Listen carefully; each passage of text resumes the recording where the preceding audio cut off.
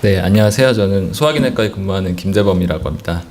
제 오늘 발표 제목이 염증성 장질환 신약 어디까지 왔나 인데요. 항상 이렇게 제목이 거창하면 내용이 별게 없습니다. 아까 앞서서 이강무 선생님이 보여주신 신약이 거의 다 나온 신약인데, 그래서 오늘 제 말씀드릴 내용은 이제 현재 사용되는 약제, 그리고 이제 새로 출시되었거나 이제 개발 중인 약제, 그리고 기타 비약물 치료에 대해 설명을 드리겠습니다. 우선 염증성 장질환은 이런 유전적인 소인을 갖고 있는 사람이 술, 담배라든지 음식, 약제, 스트레스와 같은 이제 환경 요인이 영향을 미치고 이제 장내 세균이 이런 면역 반응을 일으킴에 따라서 장에 염증을 일으키는 그런 질환이 되겠습니다. 그래서 잘 아시겠지만 아직까지 염증성 장질환은 이제 완치가 없기 때문에 치료 목표는 병의 완치가 아니고 이제 치료를 통해서 이제 증상이나 염증이 가라앉은 상태, 즉 관해를 유도하고 지속적으로 유지하는 것이 중요하겠습니다. 그래서 이것뿐만 아니라 이제 내시경 소견이 정상인 것을 이제 점막의 치유라고 하는데, 이런 것을 이제 도달함으로써 협착이나 천공 같은 이제 합병증을 예방하고 이제 입원을 안 하고 이제 수술을 예방해서 이제 최종적으로는 이제 삶의 질을 개선하고 건강하고 행복하게 사는 것이 염증성 장질환의 치료 목표가 되겠습니다. 그래서 이거 많이 보셨을 텐데요. 이제 염증성 장질환 치료 피라미드라고 해서 우선 처음에는 이제 염증 조절제나 항생제와 같은 기본적인 약제를 쓰게 되고, 이것에도 반응이 없는 경우에 이제 스테로이드라는 이제 항염증 약제를 쓰게 됩니다. 이 두 가지 약제도 효과가 없는 경우에 면역 억제제를 사용하게 되고, 이제 그것에도 효과가 없는 경우에 이제 생물학적 제제라는 이제 최근에 개발된 약들을 쓰고, 이에도 효과가 없는 경우에는 결국 이제 수술을 하게 돼서 이런 단계적인 치료를, 점점 강한 약으로 단계적인 치료를 하게 되겠습니다. 하지만 항상 이런 치료를 똑같이 도입하는 것은 아니어서 이제 환자 상황에 맞게 치료하는 것이 중요한데요. 이제 위험 인자가 없는 그냥 궤양성 대장염이나 크론병 환자의 경우에는 이제 방금 보여드렸던 것처럼 기존의 이제 스텝업 치료라고 해서 이런 메살라진 같은 항염증 약물부터 시작해서 스테로이드, 점차 이제 높은 약제를 사용하게 진행되고, 위험 인자가 있는 크론병의 경우에는 가급적 빨리 스테로이드나 면역 조절제를 시행하고 이에 반응이 없으면 아까 말씀드렸던 생물학적 제제 중에 하나인 항 TNF 제제를 사용하게 되겠습니다. 또 이제 누공이 있는 크론병이나 이제 복잡 누공이 있는 경우에는 가급적 빨리 이제 항 TNF 제제와 면역 조절제를 사용하고, 필요한 경우에는 이제 배액술이나 세톤거치 같은 이제 수술이 병행이 되어야겠습니다. 또 이제 위험 인자가 있는 궤양성 대장염 환자의 경우에는 면역 조절제나 항 TNF 같은 생물학적 제제를 보다 좀 조기에 도입해서 이런 환자 상황에 맞는 맞춤 치료가 필요하겠습니다. 그래서 현재 사용되고 있는 염증성 장질환 치료 약제를 간략히 설명드리겠습니다. 그래서 이거는 대부분 다들 쓰고 계신 약제로 생각이 되는데요. 이제 뭐 메살라진이나 설파살라진이라고 하는 이제 염증 조절제가 되겠습니다. 약물 이름은 뭐 아사콜, 펜타사, 콜라잘, 메자반트 등이 있고, 뭐 먹는 약도 있고, 좌약, 관장액 등이 있겠습니다. 이런 것들은 이제 증상이 심하지 않은 궤양성 대장염의 1초 치료제이고, 증상이 경미한 크론병에 사용하게 되겠습니다. 이 약은 거의 부작용이 없습니다. 사실 뭐 거의 없지만 아주 드물게 뭐 구역질, 구토, 탈모 같은 것들이 아주 드물게 진행될 수 있겠습니다. 다음으로는 이제 스테로이드 약제인데요. 뭐 이제 알약이나 관장액, 주사제로 많이 사용하고 강력한 항염증 작용을 가지고 있어서 심한 크론병이나 궤양성 대장염 환자에서 처음에 이제 사용을 하게 됩니다. 효과가 굉장히 강력하기 때문에 효과도 좋지만 재발 예방 효과는 없고, 무엇보다 이제 부작용이 문제가 되겠습니다. 이제 장기간 사용할 때 이제 부작용이 문제가 돼서 이제 일정 기간 쓰다가 빨리 끊어줘야 되는 약제인데, 뭐 얼굴이 이제 둥그랗게 된다든지, 뭐 여드름이 난다든지 이런 가벼운 부작용부터 뭐 당뇨, 고혈압, 녹내장, 백내장 같은 부작용이 발생할 수 있고, 특히 이제 소아의 경우에는 이제 키가 안 크는 성장장애 같은 것들이 올 수 있기 때문에 가급적 이제 안 좋을 때만 빨리 쓰고 끊는 그런 약제가 되겠습니다.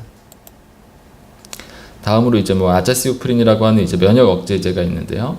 이것들은 이제 염증을 일으키는 백혈구 기능을 이제 억제하는 약제가 되겠습니다. 그래서 이제 스테로이드를 쓰면 괜찮은데 자꾸 이제 줄이거나 끊으면 이제 스테로이드에 이제 의존하게 되는 이런 의존성을 보이는 크론병이나 궤양성 대장염 환자에서 쓰게 되고, 이제 이 약이 잘 들으면 이제 스테로이드를 끊거나 이제 스테로이드 용량을 줄일 수 있는 효과가 있겠습니다.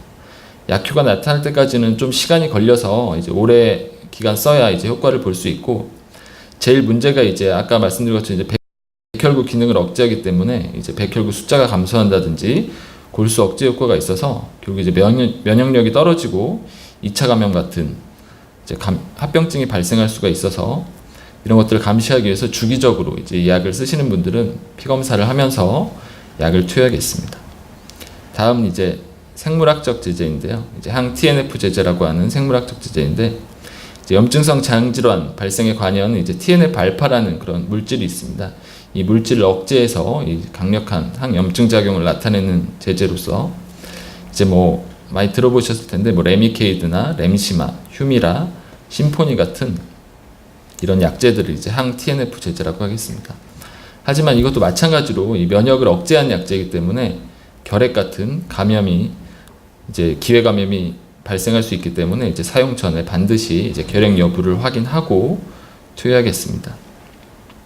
이게 사실 지금까지 이 약들이 주로 이제 현재 이제 치료에서 쓰고 있는 약제들인데요. 이런 약제들의 문제는 이제 효과가 우선 모든 환자한테 다 듣는 건 아니라는 겁니다. 그래서 이렇게 강력한 항 TNF 치료를 하는 경우에도 한 30% 환자 정도만 이제 관해, 그러니까 증상이 없는 관해에 도달하고, 한 60-70% 환자가 이제 반응을 보입니다. 효과를 좀 보이긴 하지만 이 관해에 도달하지 못하는, 그래서 이제 결국 나머지 한 30% 정도 환자는 여전히 이제 이 약을 써도 효과가 없는 그런 일이 제한점이 있고요. 또 이제 계속 설명드렸던 것처럼 이제 부작용이 있습니다. 그래서 뭐 결핵이라든지 폐렴 같은 감염이 생기면 결국 치료를 중단해야 되고, 아주 드물지만 이제 암 발생이 증가할 수도 있습니다. 그래서 이런 부작용이 문제가 되겠습니다. 그래서 이런 문제점들을 해결할 이제 새로운 치료제들이 이제 많이 개발이 되고 있는데요. 현실적으로 아직까지 많이 나온 건 아닙니다. 그래서 최근에 그래도 많이 나오고 있고, 또 최근에 이제 시작할 수 있는 물질들이 있습니다.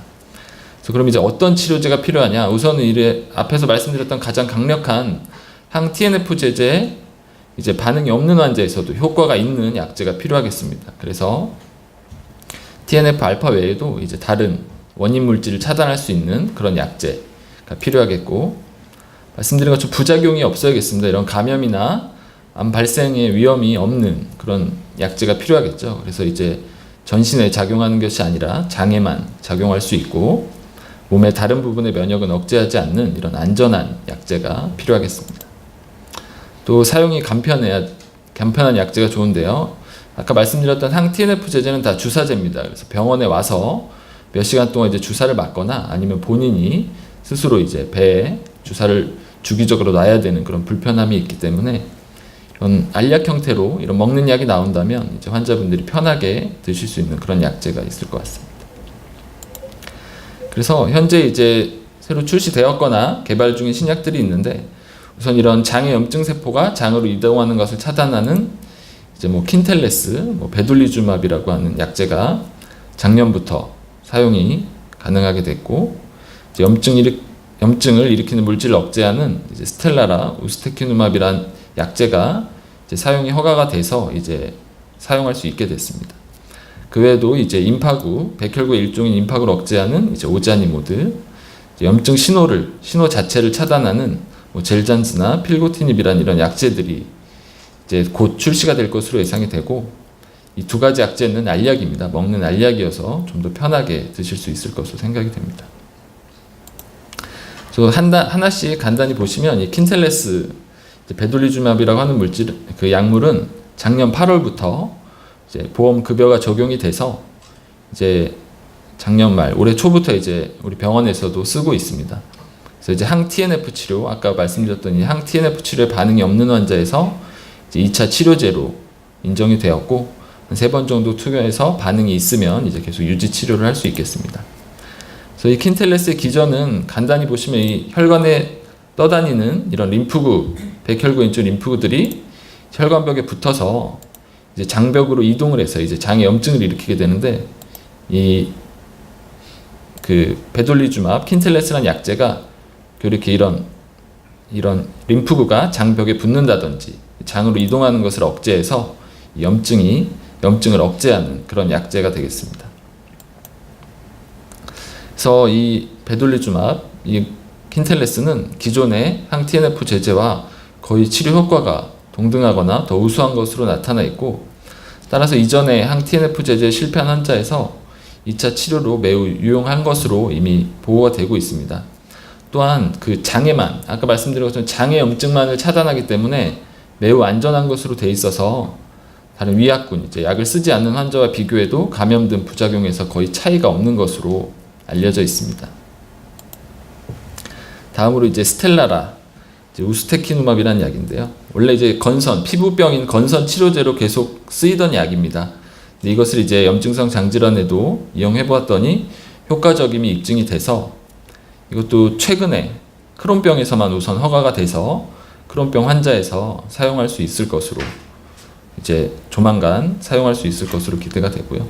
이 우스테키누맙은 이제 염증 물질이 인터류킨 12, 13이라는 염증 물질이 있습니다. 이것들을 억제해서 이런 그 장의 염증을 억제하는 그런 치료제가 되겠습니다. 다음으로 이제 오자니모드 젤잔즈라는 이런 경구, 아까 말씀드렸던 알약 제제입니다. 이것도 마찬가지로 류마티스 관절염이나 다발성 경화증 같은 다른 면역 질환에서 이미 사용 중인 약입니다. 그래서 이제 외국에서 이 염증성 장질환에서도 효과가 입증이 돼서 이것도 아주 가장 최근에 이 젤잔즈가 이 궤양성 대장염의 치료에서 이제 허가를 받은 것으로 알고 있습니다. 그래서 아마 조만간 이런 먹는 경구 약제인 이제 젤잔스 같은 것은 조만간 이제 증상 조절이 안 되는 경우에 만나보실 수 있을 것 같습니다. 그 외에도 이렇게 수많은 이제 염증성 장질환 신약들이 개발 중에 있고 또 이미 개발이 돼서 이제 저희가 사용할 수 있는 약제들도 있습니다. 앞으로도 이런 저희를 도와줄 강력한 약제들이 나올 것 같고, 아까 이강모 교수님 보여주신 것처럼 이제 우리 병원에서도 이런 신약 임상 연구들을 하고 있습니다. 이렇게 다양한 이것보다 더 많은 신약 연구들을 하고 있고, 따라서 이제 기존 약물에 반응이 없는 경우에 저희 병원에서도 이런 신약들을 좀 더 빨리 사용할 수 있겠습니다. 이게 그래서 다음은 이제 기타 치료법에 대한 기타입니다. 네, 기타 치료법에 대해서 처음에 보여드렸던 원인인데요. 요즘은 이제 장내 세균에 관심이 많이 있어서 이 장내 세균을 이용한 치료에 이제 관심을 많이 가지고 있습니다. 그래서 이제 실제로 염증성 장질환 환자의 장내 미생물을 분석해 보면 이렇게 우리 몸을 보호하는 미생물인 박테로이데테스나 허미큐티스, 클로스트리디움은 감소해 있고, 이제 염증을 일으키는 병원균인 프로테오박테리아 등이 증가했다고 되어 있습니다. 실제 염증성 장질환 환자에서요.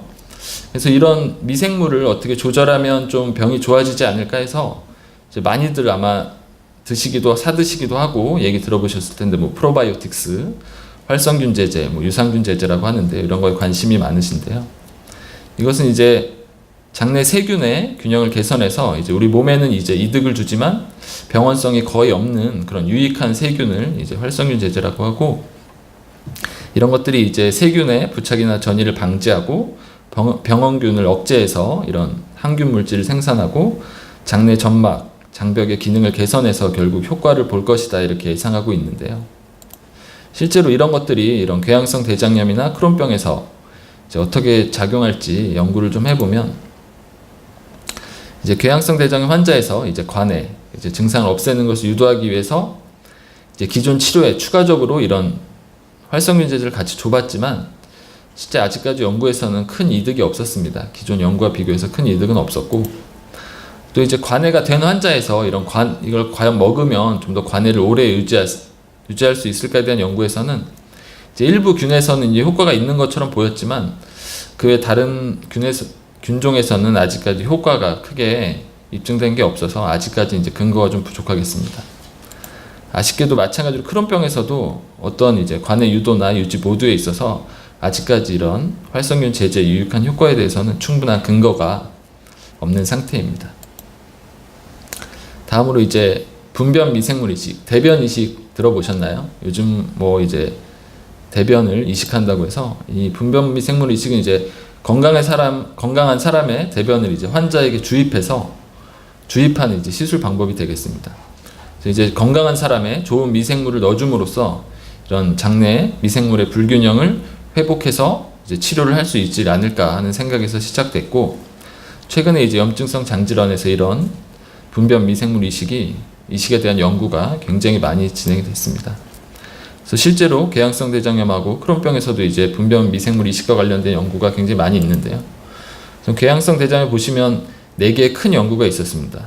3개에서는 굉장히 효과가 어느 정도 입증이 됐었고 좋았고, 1개에서는 별로 효과가 없다는 연구가 있었고, 이런 것들 모두 합쳐서 이제 분석을 해보았더니, 그리고 이제 약을 쓰지 않는 군에 비해서는 이제 미생물 이식을 하는 군이 이제 관해율이 한 3배 정도 가량 높게 나왔습니다.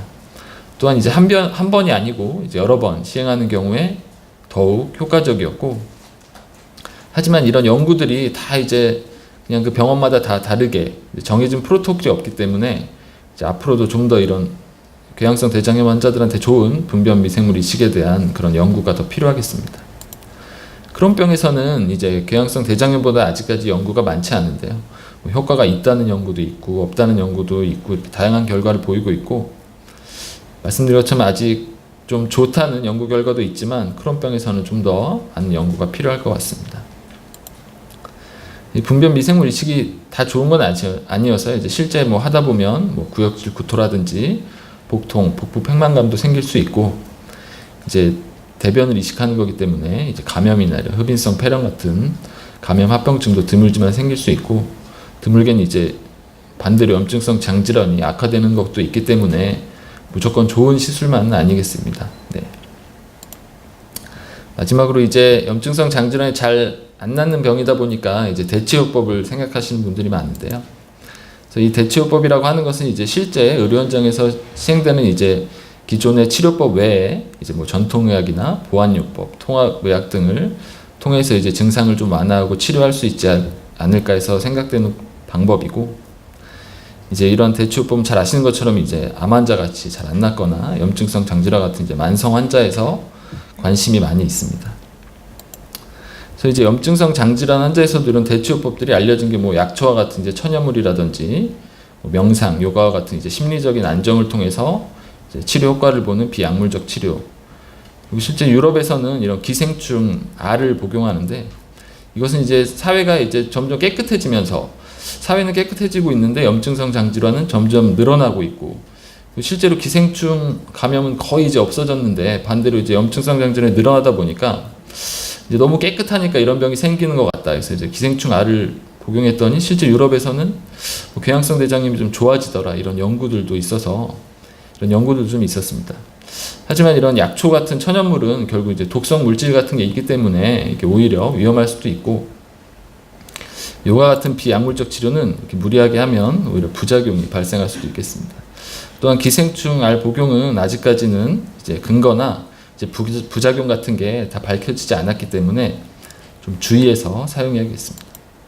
그래서 이제 이런 대체요법, 대체 치료를 할 때 주의해야 될 게, 이제 뭐 기존의 하던 치료를 중단하고 사용하라고 권유하거나 이제 이런 게 안 좋다고 말하는 경우에 이제 주의를 해야겠고, 또 이제 의사와 상의하지 말고 무조건 어떤 성분인지도 알려주지 않고 쓰라고 하는 경우, 그리고 이제 뭐 효과가 있다고 하지만 이런 명확한 근거가 없이 사용되는 경우, 치료비용이 굉장히 비싸거나 처음부터 이제 돈을 다 내라고 하는 경우, 그리고 이제 자격증이 없는 사람들이 이제 하는 이런 대체 치료는 주의를 해야겠습니다. 네. 오늘 강의를 요약해 보면, 우선 염증성 장질환은 이제 한 가지 원인이 아닌 아주 다양한 원인에 의해서 발생하는 그런 질환이 되겠습니다. 따라서 치료는 아직까지는 완치가 아니라 증상을 가라앉히고 이제 장 점막을 치유하는 것을 치료 목표로 하고 있고요.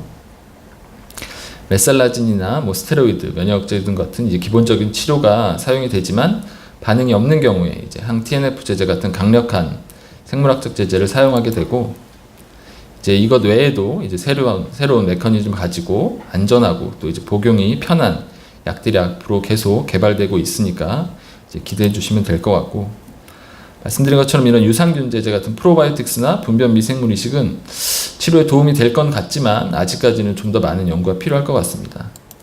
그리고 국내 연구를 지금까지 종합해 보면 현재까지는 기존의 치료를 대체할 수 있는 그런 좋은 대체 치료법은 없는 것 같습니다.